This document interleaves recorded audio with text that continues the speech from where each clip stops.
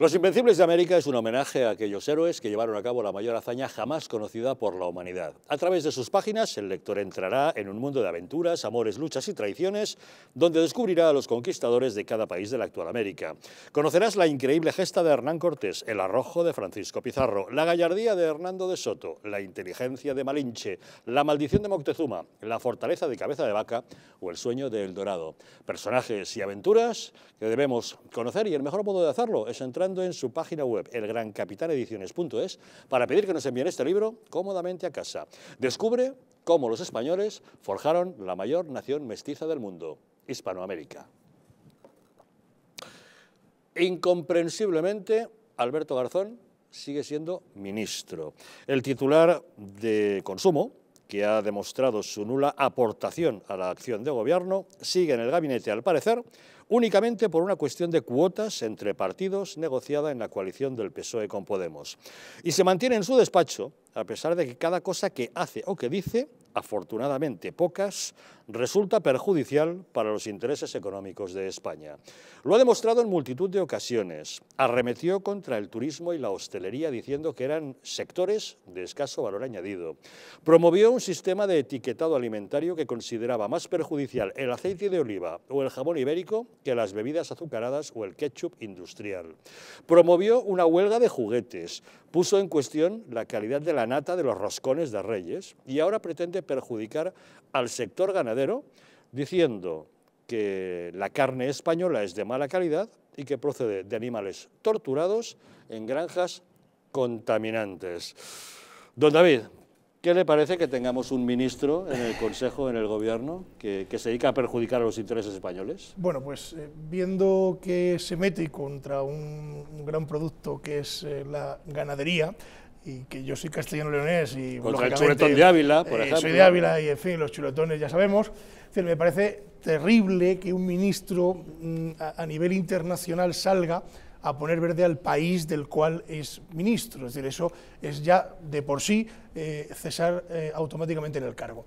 Pero claro, ¿qué podemos esperar de alguien como el señor Garzón, que ha trabajado en su vida 5 segundos y medio, el contacto con la realidad que tiene es cero, y mucho me temo que habla desde el más puro desconocimiento? Es decir, este señor no ha pisado una granja en su vida, y si la ha pisado ha sido para pasar por delante de ella por la carretera. Es decir, con lo cual, precisamente los ganaderos españoles, y la realidad que yo conozco, los ganaderos, en este caso de Ávila, cumplen escrupulosamente todo tipo de normativas, están controlados. Es decir, la calidad en nuestra carne es absolutamente brutal. La carne española en general es extraordinaria. Sí. La de Castilla y León, la de Galicia, la de Asturias, vasca, la de montones de lugares. Todos. Pero me da mucha pena porque que un ministro se cargue en 5 minutos la labor de Loyola de Palacio, de Arias Cañete, es decir, de gente que se batió el cobre en Europa por poner a España en aquellos, si os acordáis, en aquellos cupos que había, bueno, los cupos de la leche, de la carne, defendiendo el olivo, el aceite de oliva español. Aquel esfuerzo tremendo que se hizo durante horas de negociaciones, incluso de madrugada, algunas noches sin dormir, que venga un señor que no sabe hacer la O con un canuto y de repente le diga a un periódico, a un tabloide inglés, creo que ha sido. No, no es un tabloide. No es un tabloide, es un periódico serio. Peor me lo pones. The Guardian es el periódico serio de izquierdas del Reino Unido. Peor me lo pone todavía, pensé que era un tabloide. Pero que diga estas chorradas que pueden afectar muy mucho a la economía española, porque claro, es que estamos hablando de que España es uno de los mayores, si no el mayor, exportador de carne de cerdo del mundo. Nos compra China, nos compra Japón, nos compra Francia, es decir, con lo cual un ministro no puede decir esto, no puede decir esto. Es decir, el daño que provoca o puede provocar en la economía es terrible. Ya lo vimos con el diésel, acordaros. Y con montones de sectores. De todos modos, esto ha caído fatal en la España rural. Tenemos comunicación con nuestro analista Lucio Muñoz. Don Lucio, muy buenas noches. Buenas noches, Javier. Buenas noches a todos. Y espero que hayáis comenzado el año fenomenalmente. Un abrazo para todos, Javier. Bueno, hemos comenzado el año de sobresalto en sobresalto y nos encontramos sí. con un ministro de Consumo que debería defender lo que se consume en España y la calidad de nuestros productos, diciendo en un periódico en el extranjero, en un periódico británico, que la carne española es de mala calidad y que procede de animales torturados en granjas que contaminan un montón. ¿Qué le parece a usted, don Lucio, que este señor siga siendo ministro? Bueno, es que va a seguir siéndolo, porque como ha dicho otra ministra, las declaraciones de Garzón se encuentran, el contenido de esas declaraciones, pues se encuentra inscrito en el acuerdo de gobierno que suscribió el PSOE con Podemos. Por tanto, se ha ceñido al guión que está, repito, escrito en el acuerdo de gobierno. Lo que ocurre es que son declaraciones que no hacen ningún bien, ni siquiera le hace bien a Podemos, porque pues está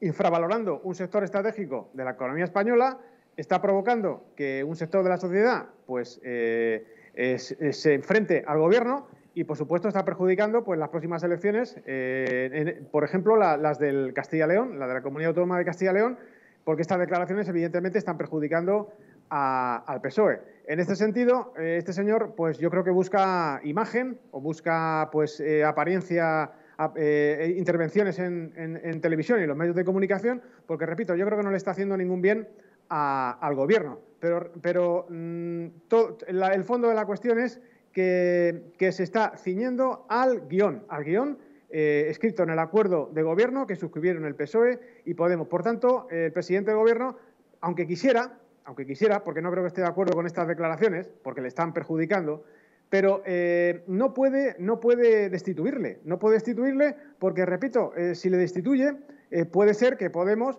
pues le diga al presidente del gobierno que finiquita este acuerdo que suscribieron cuando se constituyó el Ejecutivo. Es que efectivamente, don Lucio, como usted muy bien dice, no puede destituirle porque forma parte del acuerdo de coalición con Podemos, porque este ministro forma parte de la cuota de Izquierda Unida en la coalición del PSOE con Podemos y porque además ¿por qué le iba a destituir? Por decir exactamente lo mismo que piensa Pedro Sánchez, porque Pedro Sánchez opina lo mismo de la carne española, tal como consta exactamente en la famosa Agenda 2030, con lo cual cesarle sería llevarse la contraria a sí mismo. Sí, yo creo, personalmente, es una opinión muy personal, yo creo que el presidente de gobierno en este sentido no piensa así, pero no tiene más remedio que seguir este camino de la Agenda 2030 porque es el camino del poder y el camino globalista y el camino que le ha conducido a él a ser presidente del gobierno. Por tanto, no se puede salir de esta ruta.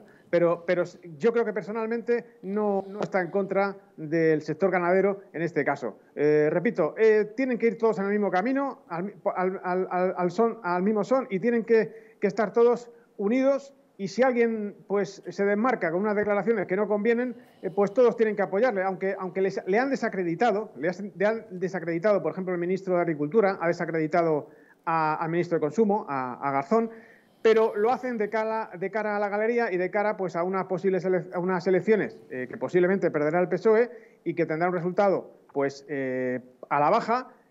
También en virtud de la imagen que están dando con estas declaraciones. Pero, repito, tienen que estar todos unidos. Es un acuerdo de gobierno que suscribieron y este ataque al sector cárnico, como otros ataques que ha habido anteriormente a otros sectores estratégicos de la economía española, pues están suscritos en un acuerdo de gobierno que Podemos puso encima de la mesa y que el PSOE aceptó. No hay más que hablar en este sentido. Es decir, está todo escrito en un acuerdo de gobierno.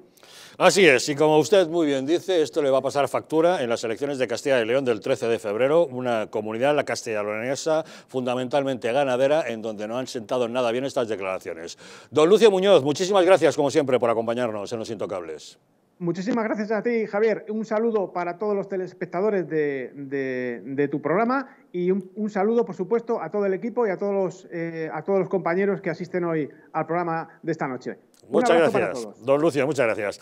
Don Fernando, ¿cómo lo ve usted? Bueno, primero, qué decir de esta barbaridad, sino que el que lo ha dicho, a mí me parece que es tonto. Es que hay que ser bárbaro y tonto, las dos cosas, ¿no? Lo primero, porque representa el sector cárnico en exportaciones 8.600 millones de euros al exterior, que ya de entrada este señor, bueno, pues se quiere cargar, ¿no? Referente cuando hablaba la huelga de juguetes, etcétera, etcétera, barbaridades más de este individuo, también hablaba de que el turismo, que representa el 12% de nuestro PIB, también era negativo para España. Con lo cual, es que no se puede decir más barbaridades en menos tiempo, dichos por un supuesto, comillas, ministro, que como muy bien decís, creo que, vamos, no ha trabajado en su vida. Segundo, está avalado precisamente todo el tema de que nosotros estamos mirando ahora mismo del tema de la carne por el Consejo General de Médicos y de Veterinarios. Yo me he ido al Consejo General de Médicos y Veterinarios y es que han emitido un informe en el cual dice que toda la carne española, repito, toda, sea de macrogranjas o sea de granjas pequeñas o granjas individuales, es perfectamente legal y es perfectamente consumible y está dentro de las primeras del mundo,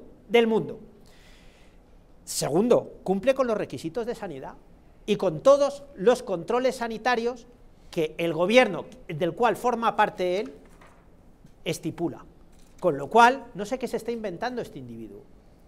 Y tercero, a mí es lo que más me preocupa, ¿dónde quieren llegar con todo esto? Porque si primero quieren de un plumazo acabar con 8.600 millones, es una barbaridad. Ir contra nuestro 12% del PIB en cuanto al tema del turismo es la siguiente barbaridad. La tercera barbaridad es ir contra el Consejo General de Colegio de Veterinarios y la cuarta barbaridad contra los requisitos de sanidad. Pero ¿a dónde quieren llegar todos estos? Como muy bien decías, a esta Agenda 2030. ¿Qué nos quieren traer? ¿Comida inventada por otra serie de gente no autóctona, por cierto, española, para que nosotros seamos consumistas de esta carne que nosotros ni vemos ni sabemos de dónde va a venir? Y que seamos precisamente los que tengamos que pagar el pato de las locuras de esta gente, o sea, la Agenda 2030. Esto es en principio lo que a mí me llama la atención, hacia dónde vamos. Pues porque claro, más desmanes es imposible a la hora de dictaminar una frase como ha hecho el ínclito señor Garzón. Bueno, la verdad es que aquí se han dicho tantas cosas estos días que yo voy a intentar rematar algunos aspectos ya casi en clave de humor. A ver. Porque esto al final hay que llevarlo a clave de humor, ¿no? Bueno, primero un tema institucional. La Dirección General de Consumo, convertida en ministerio, en mi época, cuando yo era secretario de Estado en el Ministerio de Sanidad, era una dirección general que tenía funciones reguladoras importantes, pero residuales desde el punto de vista de lo que es la configuración de un modelo de gobierno, ¿no? Crear un Ministerio de Consumo es absurdo en sí mismo, es una unidad que no debería existir. ¿Qué ocurre? Que cuando alguien es ministro de una organización que tiene apenas competencias y tiene una verborrea incontenible, se dedica a opinar todo el día. La ociosidad lleva esto. No, y inventa cosas donde no las es un tema antropológico. Ya lo dijo Paje, ¿no? Cuando el diablo no tiene nada que hacer, efectivamente, el mata mosca, pues, refiriéndose precisamente al ministro. Que se quieran abrir debates internos, se abren los debates y no pasa absolutamente nada. Pero lo que no puedes hacer es ser un polemista cuando eres un ministro, porque tienes responsabilidades. En segundo lugar, yo que he sido secretario de Estado, cuando uno es secretario de Estado y miembro de un gobierno, es secretario de Estado o ministro, las 24 horas del día, durante el tiempo que dura tu mandato. No tienes opiniones personales, y si las tienes y discrepas, las formulas internamente y creas un debate interno, pero no porque tiene repercusión.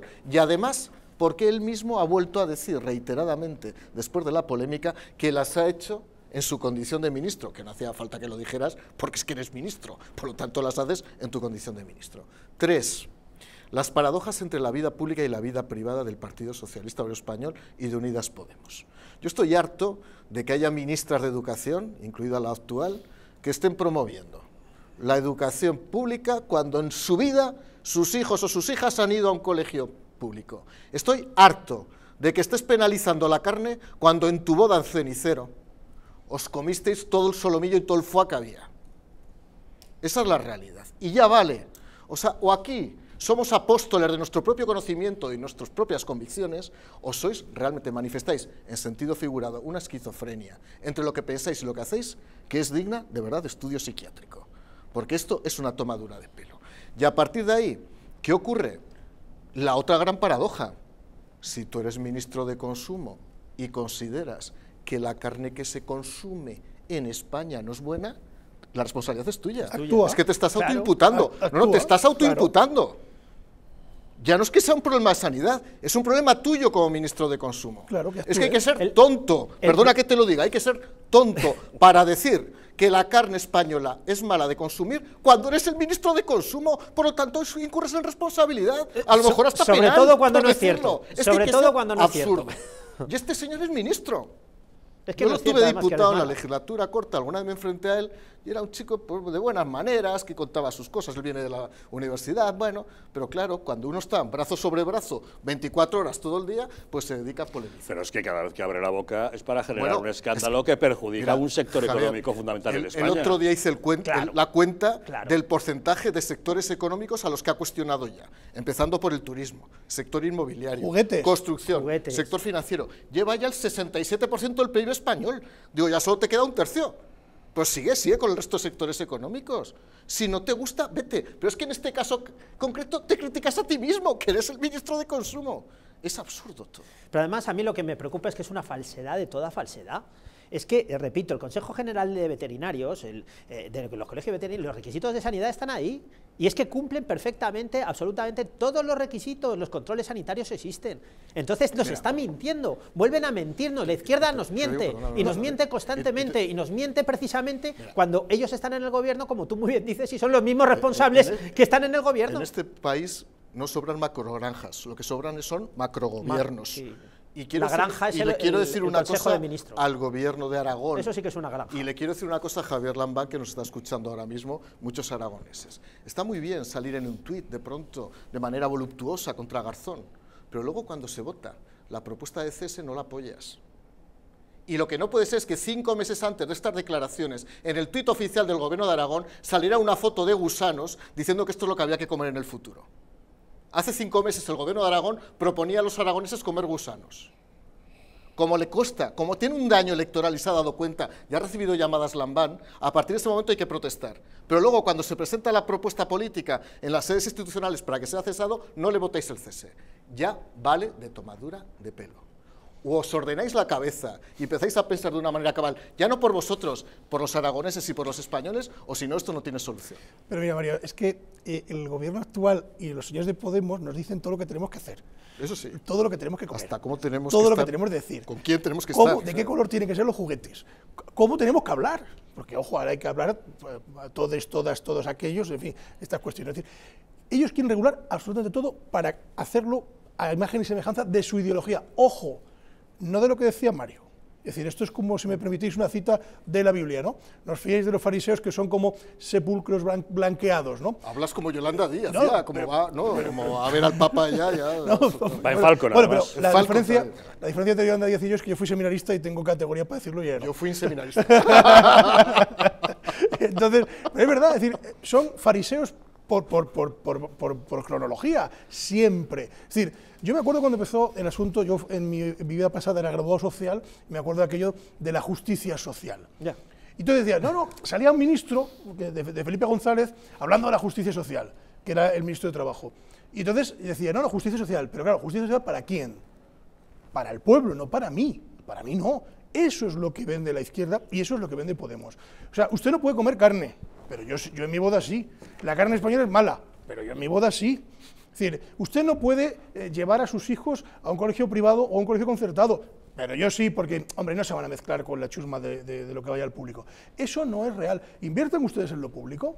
Claro, pero no lo hacen. No lo hacen. Es que además hay ejemplos miles de ministros, como ya ha dicho Mario, y de personalidades importantísimas de la izquierda española que hablan de la educación pública como la panacea y luego, sin embargo, lo llevan a los colegios más elitistas, a las universidades más elitistas, y tú dices, oiga, espere, que yo soy hijo de un obrero y he ido a la Universidad de Salamanca, que es pública.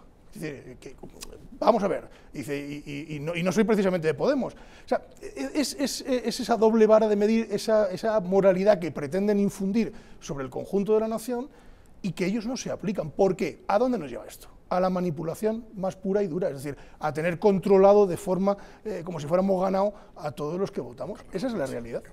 Además, antes lo estábamos hablando con los impuestos, ahora lo estamos hablando con Garzón. O sea, nos están intentando teledirigir en todos los sentidos. Nos quieren meter la mano en el bolsillo para robarnos y ahora nos quieren decir lo que tenemos que comer. Sin embargo, a ellos no le podemos decir ¿cómo Irene Montero tiene ese patrimonio? ¿Cómo ha podido multiplicar por 6, que es absolutamente imposible con los tiempos que corren, pero repito, imposible que tenga un patrimonio multiplicado por 6? Entonces, claro, aquí ¿qué es lo que está pasando? Este señor Garzón, que me imagino que será amigo del otro Garzón, ex juez de la Audiencia Nacional, o sea, claro. Otro que se ha hecho rico también. Y este, que yo creo que debe ser el más tonto de todos ellos, porque es el que más abre la boca, y por eso digo yo que debe ser invertido, porque es que al ser invertido, porque se equivocan todas. O sea, no es que sea invertido por él sabrá lo que será, pero bueno, que será invertido porque gente, cada vez que abre la boca es todo lo contrario. Entonces, por ahí va el tema de invertido, no por otra cosa. Entonces, claro, entiendo que este señor está cobrando un sueldo que nos está robando directamente a nosotros. Que nos está robando directamente. Pero fíjate, la bajeza de la política ha llegado a tal punto que un ministro deja de serlo cuando él quiere. Ahora soy ministro y ahora digo lo que tengo que decir, y mañana me voy y tal, y soy yo. No, no es verdad, lo acaba de explicar Mario perfectamente. Yo fui concejal de Hacienda, y yo no era concejal de Hacienda hoy, mañana sí, pasado no, y hoy me voy de vacaciones. No, eso no funciona así. Tú eres 24 horas cargo público. Entonces, y como tal te tienes que comportar.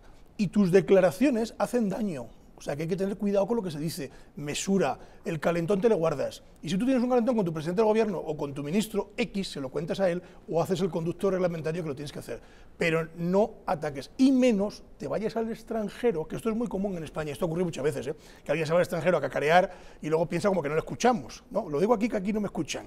Y claro, cuando llega se monta el Belén, ¿no? Entonces, y se va al extranjero precisamente a un sitio donde nos quieren con locura, que es en Inglaterra, que están encantados. Hay políticos que van al extranjero a hacer declaraciones porque tienen un doble lenguaje dentro de España y otro fuera, pero claro, es que en este caso adquiere especial gravedad en el momento en que va al extranjero a hablar mal de productos españoles que en ese país consumen. Claro. Entonces, claro. Pues digo que el daño es absolutamente irreparable, es decir, es un torpedo en la línea de flotación del sector de la ganadería. Daos cuenta que lo hace en un diario inglés, es decir, él ha llegado a decir que el turismo español es de mala calidad para todos los ingleses que vienen a España. Los ingleses son la primera potencia visitadora de España. Ha dicho que la carne española que se exporta es de mala calidad a los ingleses que la consumen. Correcto. Claro, imaginaos los que nos estáis viendo qué pensará un inglés cuando ve al ministro de Consumo español hablando mal del turismo interno español, del turismo exterior español y de la carne española.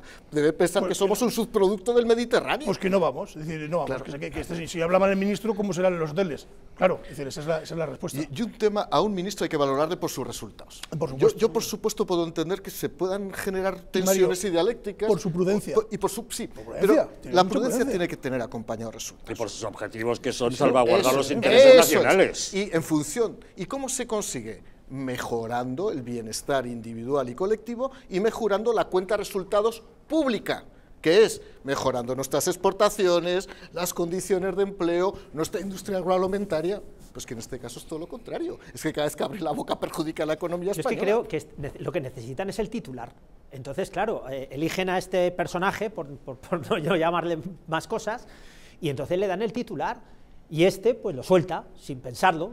O sea, ¿cómo se pueden ir en contra del 12% del PIB? Que él tiene envidia de Yolanda Díaz, que sale muy a menudo por los telediarios y se la ve en la radio, en la televisión, y él no tiene nada que hacer, está mano por sobre mano, y entonces se inventa cosas para salir y que le hagan caso. Sí, pero se podía inventar muy bien lo que dice Mario, titulares, que es precisamente ir a negociar un mayor cupo para nuestra carne en el extranjero.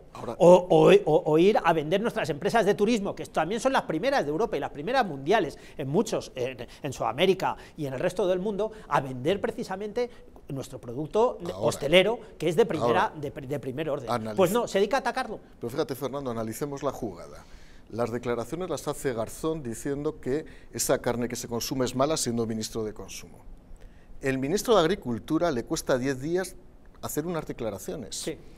Hasta que le obliga a Sánchez. Hasta que le obliga a Sánchez. Tú sal y hazte un periplo por medios de comunicación para poner distancia con esto que nos va a perjudicar en las elecciones. La primera que sale es la ministra de Educación, que no tiene nada que ver con este tema. ¿Por qué? Porque Javier Lambán pone un tuit y le fuerzan a salir.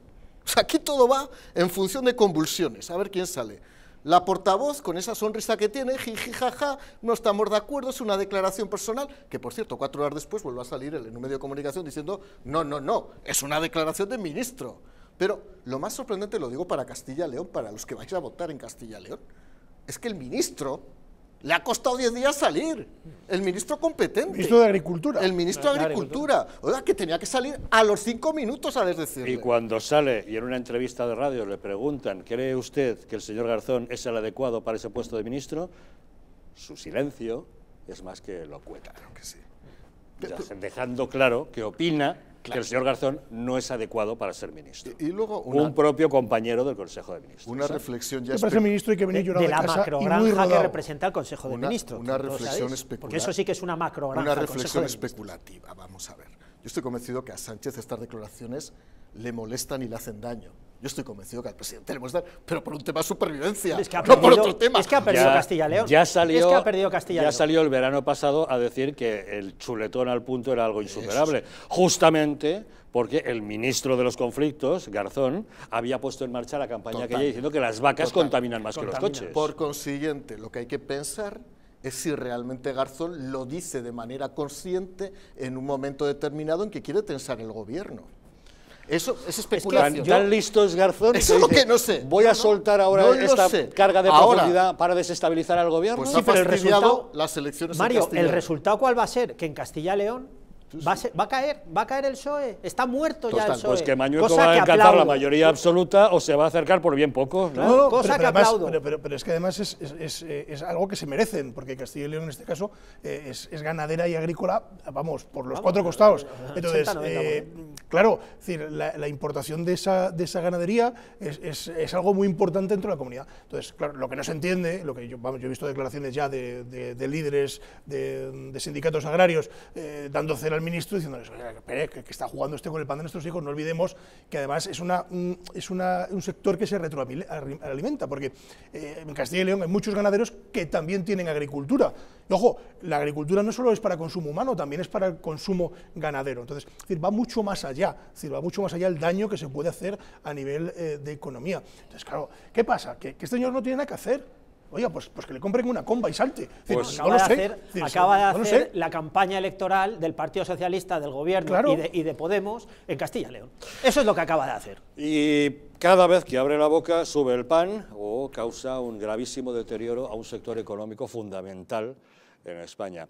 Pero claro, ya lo hemos mencionado, ¿por qué Alberto Garzón dice estas barbaridades tan perjudiciales para todos? Porque no tiene nada que hacer. Él tiene un ministerio que no tiene rango y entidad como para ser ministerio, que anteriormente pues era una dirección general en el Ministerio de Sanidad, igual que le pasa a Irene Montero, que tiene un ministerio de Igualdad que antes era también una Secretaría de Estado adscrita al Ministerio de Sanidad, o como pasa con el Ministerio de Asuntos Sociales de Ione Belarra, que antes también era una dirección dentro del Ministerio de Sanidad. Ahora, claro, Pedro Sánchez, para dar cabida a todo lo que tenía que negociar con sus socios de coalición, ha tenido que subir el rango de estos departamentos a ministerios, lo cual ha multiplicado el gasto en funcionarios, en gastos, en presupuestos y en una serie de cosas. Bueno, pues resulta que estos ministerios que no tienen rango suficiente para serlos, tienen unos titulares, unos ministros que son los que menos trabajan de todo el Consejo de Ministros. Y lo sabemos porque el periódico Voz Populi ha hecho un ranking acerca de las iniciativas que llevan cada uno de ellos a las reuniones del Consejo. Una pausa y les contamos quiénes son los que menos aportan.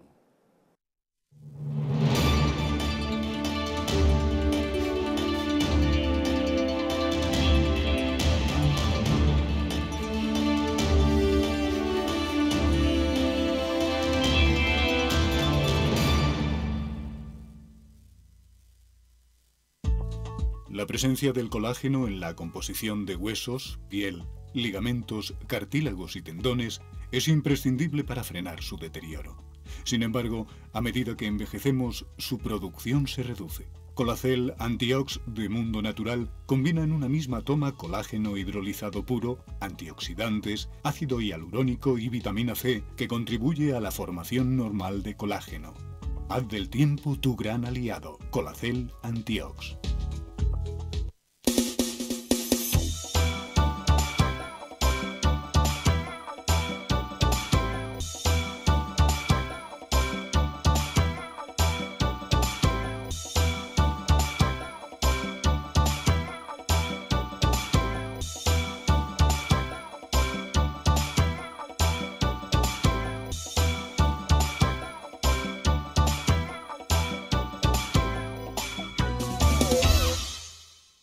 Un estilo de vida saludable, la dieta y el ejercicio físico ayudan a disminuir los niveles de colesterol.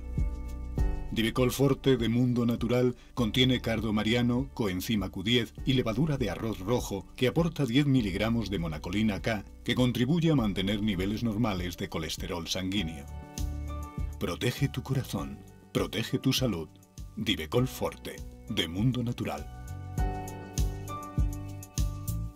¿Sabías que en España hay 30.000 muertes por infarto cada año? ¿Sabías que después de un infarto, cada minuto transcurrido disminuye las posibilidades de sobrevivir un 10%? ¿Sabías que una ambulancia de media tarda en llegar a nuestra casa entre 10 y 12 minutos, produciéndose 3 de cada 4 infartos en nuestro hogar? Nace en España el proyecto Protege tu vida con el objetivo de salvar más de 7.000 vidas al año. Ahora, salvar tu vida depende de ti. Crea en tu hogar un espacio cardioprotegido con el mejor desfibrilador y de fácil uso. ¿Qué precio le pones a tu vida? Llama ahora al teléfono 900-730-061 o entra en nuestra página web www.protegetuvida.eu y verás que proteger tu vida cuesta muy poco. ¿Quieres dormir tranquilo sin pensar en si cobrarás tu alquiler? Con nuestro servicio de gestión integral podrás olvidarte de tus preocupaciones porque Arrenda se encarga de todo, pagándote el día 3 de cada mes sin excusas. Si tienes una vivienda alquilada o estás pensando en hacerlo, contáctanos. Arrenda, el alquiler seguro y garantizado. ¿Estamos en un auténtico Estado democrático o estamos en una partitocracia? Porque este programa se hace para ustedes. La ciudadanía está quedando atónita a lo que estamos viendo. Vamos a ver cosas que nunca se imaginarían. Lo que ha pasado en España demuestra que Falconetti no es tonto. Que la democracia, ¿qué es lo que es, amigos? El imperio de la ley. Esta izquierda rancia lo que quieren es exterminar todo aquello que no piensan exactamente igual. El castigo va a ser terrible para todos los partidos. Recuerden que no les engañen, porque la verdadera libertad consiste en estar bien informados.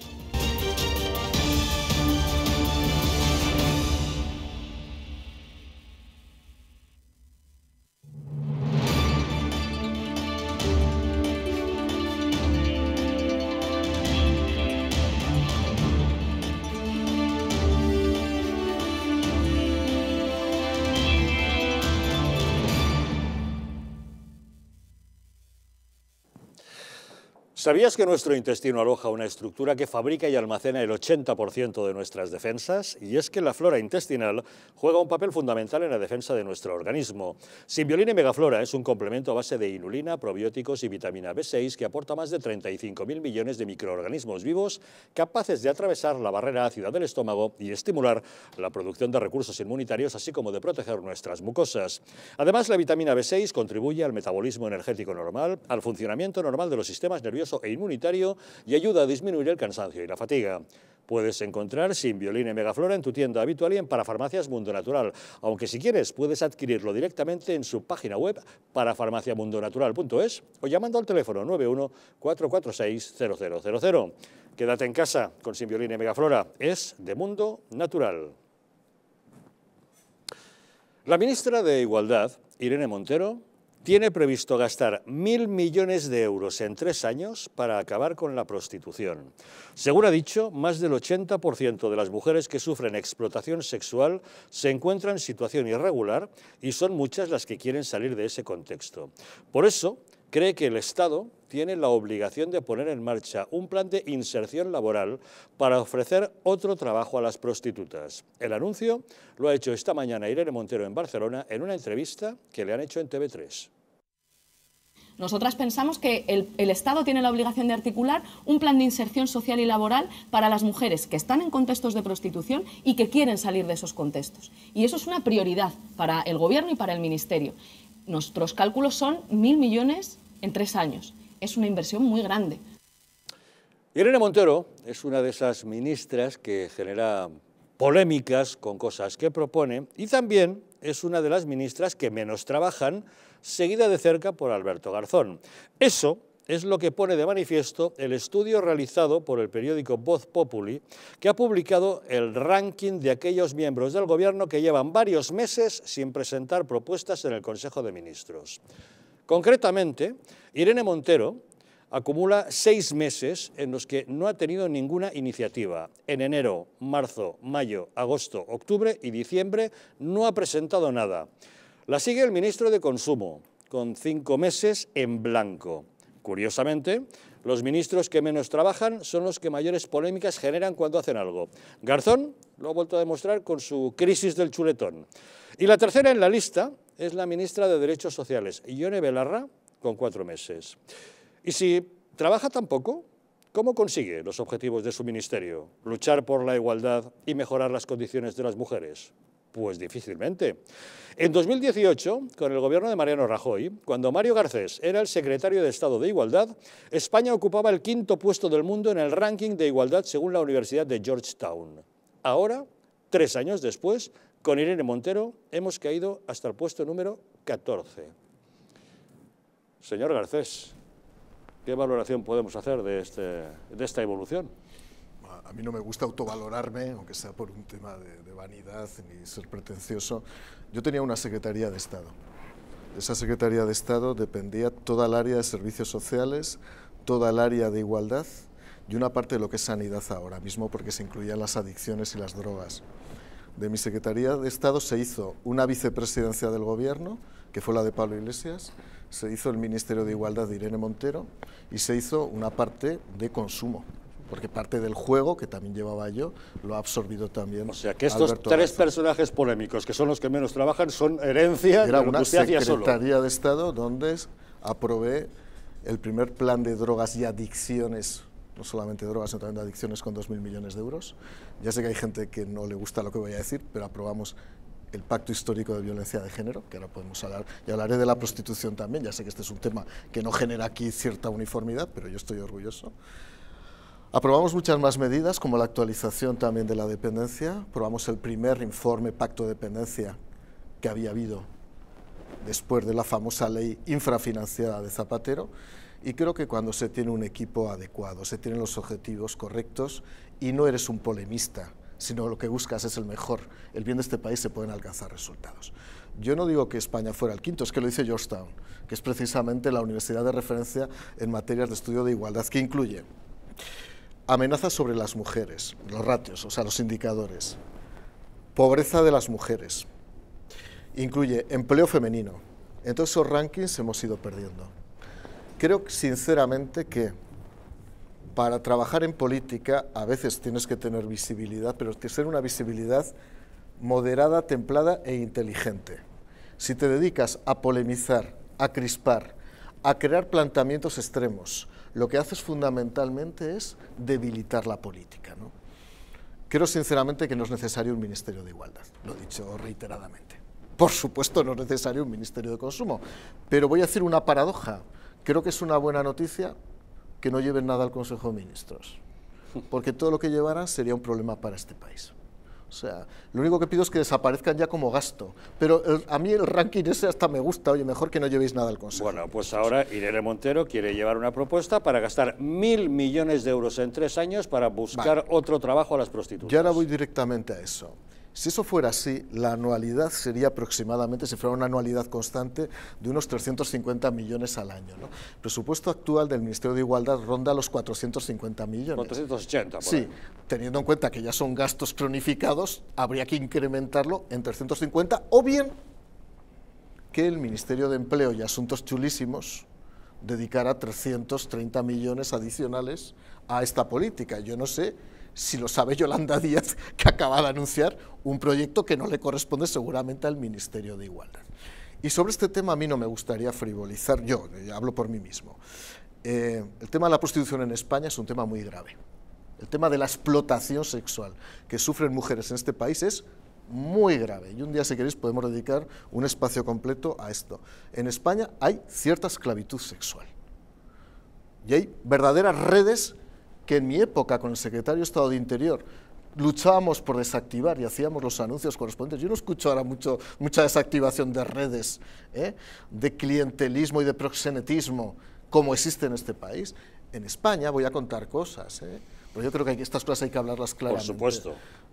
El otro día hablaba con un amigo mío que estudiaba en la Universidad Carlos III de Madrid. Está la superficie del polígono Marconi. El polígono Marconi, en Getafe, es el polígono, superficie a cielo abierto más grande de toda Europa donde se practica la prostitución.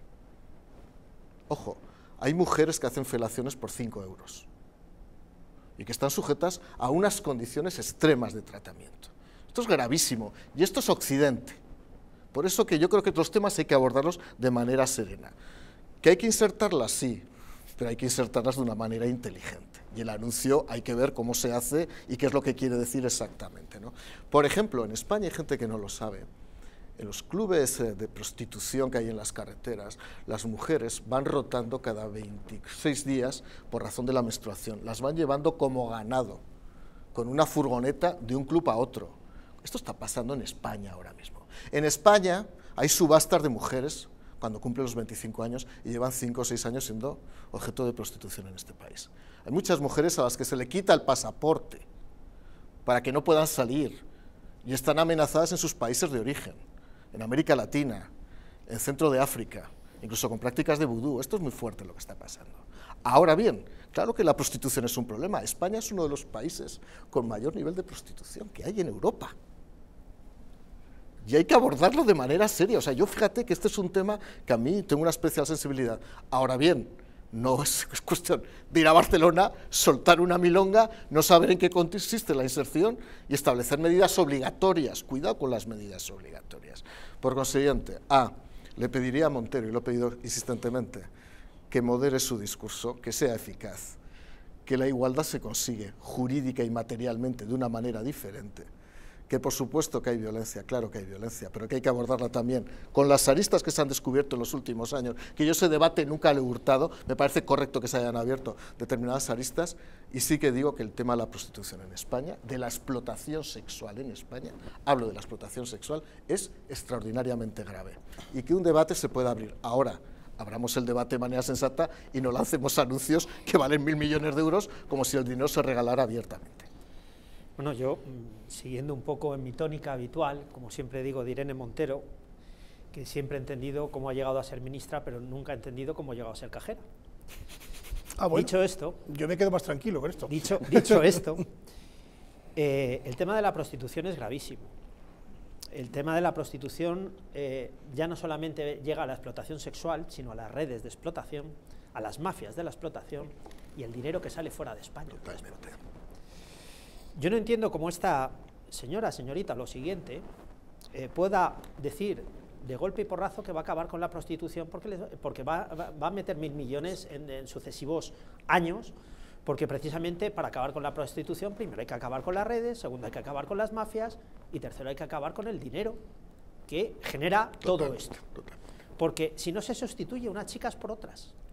Entiendo que esta señorita, pues evidentemente también tiene que hacer como Garzón, grandes titulares, porque en el fondo quien hace grandes titulares es que no sabe de nada. Y para mí la explotación sexual es una lacra para el Estado, es una lacra económica y es una lacra para el ser humano. Entonces, claro, el problema ya no es el hecho de la prostitución en sí, de la persona que se prostituye, sino de la red que prostituye. Prueba de ello, como tú muy bien has dicho, la cantidad. España es uno de los países que hace turismo sexual, además, que exporta turismo sexual y que importa turismo sexual. Las mafias están en España, prueba de ello que hay mafias rusas, búlgaras, hay de todo tipo, de toda nacionalidad. Amigos míos de la Comisaría General de la Policía, pues evidentemente muchas veces me lo han contado, dicen, no, es que ahora vienen los búlgaros, ahora vienen los X, por no... Y luego tenemos la tercera parte de todo esto, que son las propias redes económicas que existen, que muchas veces tocan a parte de la sociedad y a muchos políticos. O sea que de esto no se trata de que una señorita que es ministra y que no entiendo cómo ha llegado a ser cajera pueda decir, yo voy a acabar con la prostitución porque voy a entregar 1.000 millones, que ni los tiene. Ni los tiene, como tú muy bien dices, ni los tiene ni puede acceder a ello. Pero el problema es un problema de fondo. Repito, redes, mafias y el dinero que genera todo esto. Hombre, si con los 1.000 millones se acabara todo lo que nos ha contado Mario, pues miel sobre hojuelas, pero la realidad es que no. O sea, esa es la realidad. Es decir, uno no puede salir a la palestra siendo político y decir, voy a gastar 1.000 millones, y ahí queda.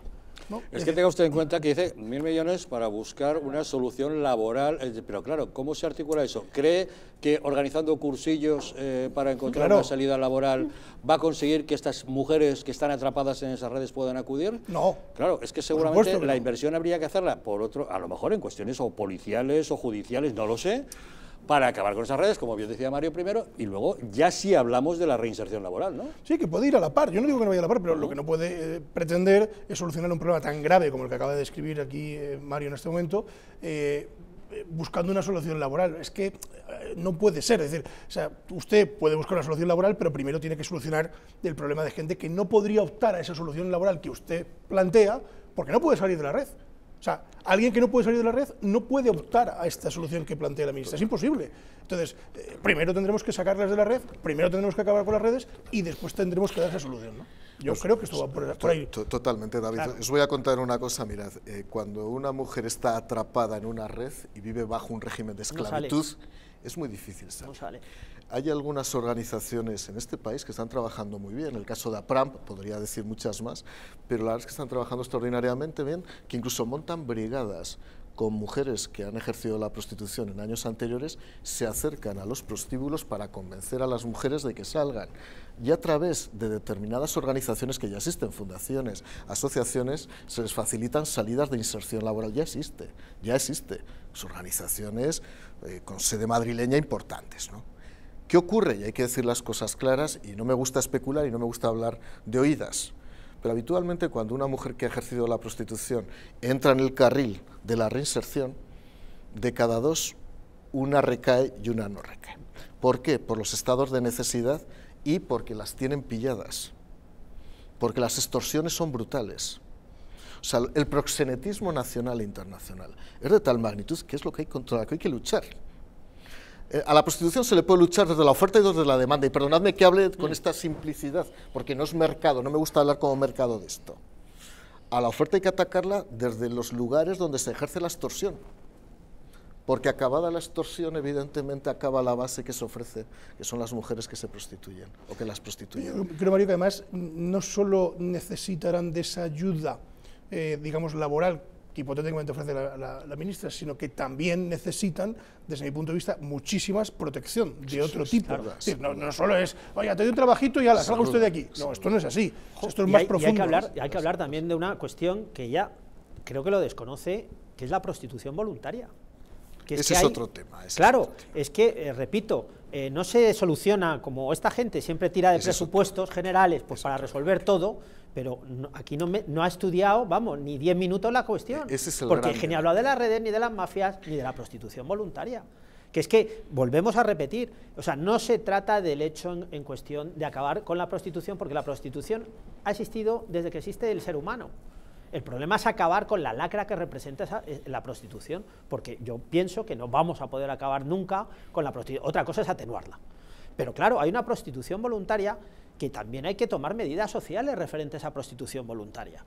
Pero claro, no se trata de tirar 1.000 millones, claro, como los tira ella, pues 1.000 millones, claro, como ella ha aumentado 6 veces su patrimonio, pues evidentemente 1.000 millones le parecerá poco. Pero claro, son dos temas diferentes, la prostitución involuntaria y la prostitución voluntaria. Para que nos entienda todo el mundo, a veces se dice que la prostitución es alegal en España. No, la prostitución es legal en España. Es legal. Porque lo que no es ilegal es legal. O sea, otra cosa es que pueda haber vacíos normativos, pero a mí eso de la alegalidad, que es una expresión muy de moda entre algunos juristas de izquierda de los años 80 y 90, yo nunca lo he entendido. O se es legal o no es legal. Otra cosa que el marco normativo sea más o menos amplio. En España una mujer puede poner a disposición su cuerpo, claro. Y existen incluso contratos de alquiler donde lo que paga es el alquiler por la habitación y recibe una retribución. Ahí entraríamos en un debate moral sobre la voluntariedad. Sí, pero ahí no podemos entrar en un debate moral. No, pero se podría. No, bueno, daría para mucho. Y fiscal. Y ahora iba el fiscal. Ese es el debate. Porque el PIB también en ocasiones puede contemplar eso. Según algunos cálculos, la economía sumergida que deriva del ejercicio de la prostitución siempre que fuera voluntaria y no forzada, porque eso sería actividad delictiva, evidentemente, que lo es, cuando hay extorsión, y por eso están las tramas que se desarticulan. Porque lo que es ilegal es el proxenetismo y la trata de personas. Efectivamente. Eso es la Pero si realmente todo fuera legal, en España hay una economía sumergida que generaría, en términos de renta fiscal, en torno a 2.500 millones de euros al año.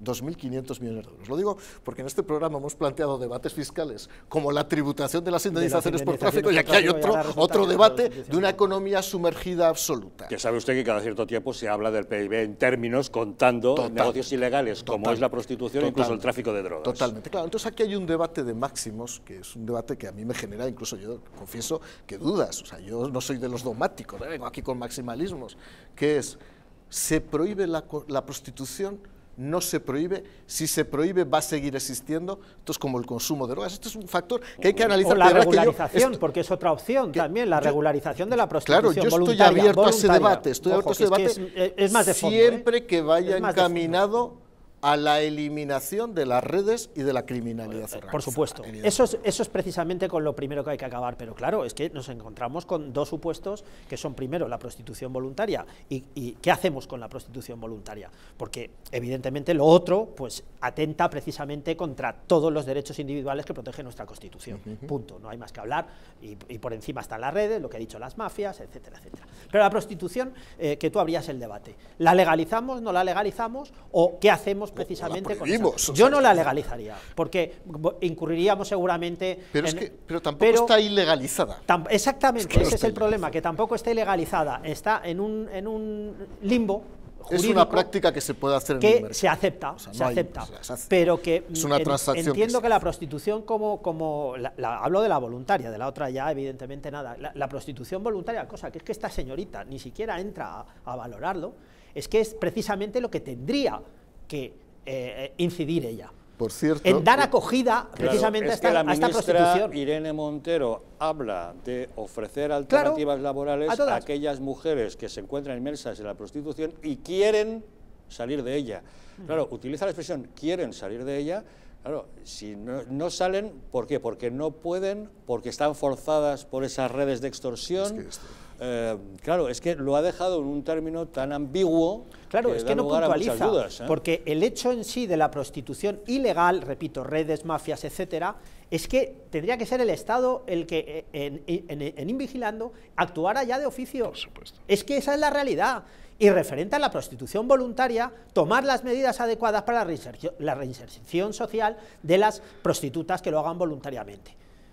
Esas son las medidas que habría que tomar referente a la prostitución. Y dejarse de regalar 1.000 millones alegremente, que no sabemos ni siquiera a dónde van, porque es que no acaba ni la frase. Yo con mi sinceridad para la cuestión ilegal de esa extorsión, de ese trata de blancas, yo creo que hay una frase que es lapidaria, que es policía, policía, policía y policía. Es decir, el acabar con los entramados, como se acaba con otro tipo de entramados que existen. Está claro que contra el proxenetismo y la trata de personas solamente cabe la acción policial y judicial. Además, Mario, no sé si me corregirá o no, es muy complicado, es un mundo tan hermético que es muy complicado porque tiene mucho miedo. Es decir, cuando lo hemos visto muchas veces en televisión, ¿no? Es decir, cuando de repente cae una red de trata de blancas, ¿no? Que se llama, ¿no? Cae porque una de ellas ha tenido el valor de denunciar un hecho. Si eso no ocurre, a la policía es muy complicado el entrar en esa maraña judicial. Y cuando eso ocurre, hemos sido testigos de imágenes espeluznantes acerca de la forma de vida a la que las obligan. Un ejemplo jurídico que me encontré con ANELA, con la Asociación de Locales de Prostitución, que nos pedían precisamente que hiciéramos una valoración, que ellos pedían la regularización de la prostitución contra las mafias. Lo que se callaban es que precisamente ellos mismos son los que tendrían que regular las mismas prostitutas que voluntariamente estaban ejerciendo la prostitución y no encaminarlas precisamente por vía de la prostitución, sino por vía de la reinserción social. Vale. Eso fue, digamos, nuestro punto de choque con esa asociación. Pero también desde los propios prostíbulos, de la Asociación de los Prostíbulos, abogan por una regulación de la prostitución directa, pero también la lucha contra el fraude, las mafias y las redes. ¿Por qué? Porque van contra su propio negocio. Luego, entonces, aprovechemos eso, señorita Irene Montero, que usted regalando dinero no va a resolver absolutamente nada. Repito, estoy en contra de la prostitución, estoy en contra de la regularización de la prostitución y estoy a favor de la inserción social de las prostitutas voluntarias como personas humanas de dignidad humana, que son la que nuestra Constitución protege. A ver, en los últimos 40 años se ha producido una evolución respecto a la nacionalidad de las mujeres que se prostituyen en España. Hace 40 años la inmensa mayoría de las mujeres eran españolas, ahora no, y ahora se introducen a través de 3 vías fundamentalmente, que son América Latina, África subsahariana esencialmente, y el este, y países del este. Son las 3 vías esenciales. A las mujeres de los países africanos las tienen fundamentalmente sometidas por vía de liturgia religiosa y de amenazas religiosas. Ejercen vudú sobre ellas. Esto puede parecer una ciencia ficción, pues que no podéis imaginar la cantidad de mujeres que sienten que como no estén directamente obligadas a hacer lo que le dice el macho o la hembra, es decir, el proxeneta o la proxeneta, pueden hacer ritos de vudú para acabar con ellas o con su familia. Y no sabéis para ellas lo que ello supone. Esto a lo mejor hay gente que dirá esto es una cosa episódica, no, miles de mujeres en este país. A esas mujeres cuando llegan a España, que muchas veces se les ha engañado, no siempre, a veces vienen sabiendo que van a ejercer la prostitución, otras no, otras las engañan diciendo vais a limpiar, vais a atender servicios sanitarios, vais a atender servicios... No, cuando llegan aquí, lo primero que les hacen los chulos es quitarles el pasaporte. O sea, imaginad a una persona que vais a un país y os quitan el pasaporte, ya no sois nadie. Dependéis administrativamente, por tanto, tu vida civil y política, ya, de derechos civiles y administrativos, depende de quien tiene tu pasaporte. Y, por ejemplo, en América Latina, que funcionan muchas redes, en Colombia, en Ecuador, Perú, en Brasil, las amenazas son de muerte respecto a la familia. Si no haces lo que yo digo, voy a matar a tu madre. Si no haces lo que yo digo, y están permanentemente extorsionadas con la vida de sus familias. Esto está pasando aquí en España. Por eso el tema es importante. Ahora, el desahogo, esto hay que tratarlo de una manera mucho más seria.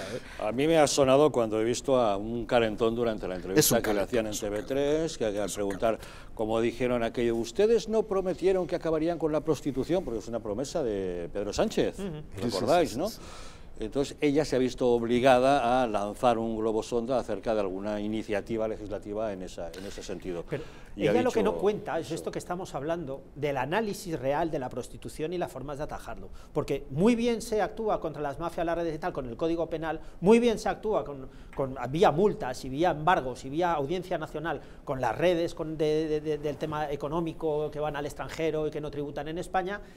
Y sin embargo, cosa que esta señorita ni está ni se le espera, tampoco habla ni siquiera de esta prostitución voluntaria. Bueno, es una cuestión de voluntad, me imagino, el querer entrar en eso o no. Por cierto, que en la entrevista en TV3 que le han hecho, le ha permitido hablar en castellano, y no solo eso, es que hasta la presentadora. Resulta que TV3, la televisión pública catalana, es uno de los rincones más sectarios que ustedes puedan encontrar y que somete a discriminación a las personas. Ya les hemos contado que mientras a una niña de 12 años no le dejaban contestar en español a una pregunta en un concurso de la televisión, con Irene Montero, la presentadora no ha tenido ningún problema en utilizar el castellano. Quizá la que afecta a más gente es el precio de los test de antígenos, ¿no? 2,94 euros a partir de mañana. Como miembro del Gobierno que lo ha hecho posible, ¿por qué no se ha hecho antes? Creo que es una buena noticia. Una buena noticia que le permitan hablar en castellano a ella y que hasta algunas de las preguntas se las formulasen en castellano ante la posibilidad de que no lo entendiera la señora ministra. Deferencia que no tienen con otros. En fin, don David Gómez, muchas gracias por habernos acompañado. A vosotros por invitarme. Don Mario Garcés, gracias también por estar con nosotros. No lo hacemos en catalán el programa el próximo día. Si vostè vol, cap problema. Podríem fer-ho, Ara mateix. Ahora mismo, ahora mateix. Gracias por acompañarnos. Hasta la próxima semana. Y don Fernando Martínez Dalmau, gracias también por acompañarnos. Muy buenas noches. Gracias también a todos ustedes por haber estado con nosotros, pero no se vayan lejos, que ahora les dejamos con la película. Esta noche, La Ofensa, un thriller dirigido por Sidney Lumet y protagonizado por Sean Connery, que nos narra el drama de un sargento de policía con desequilibrios mentales mentales y psicológicos a causa de la mucha violencia y horrores a los que ha asistido a lo largo de su carrera, hasta tal punto que durante un interrogatorio, un violento interrogatorio al que somete a un acusado de violación, le causa la muerte. Eso le generará problemas y una investigación en la que él deberá tratar de justificar su actitud. Disfruten ustedes de la película, también pasen un muy feliz fin de semana, porque saben que nosotros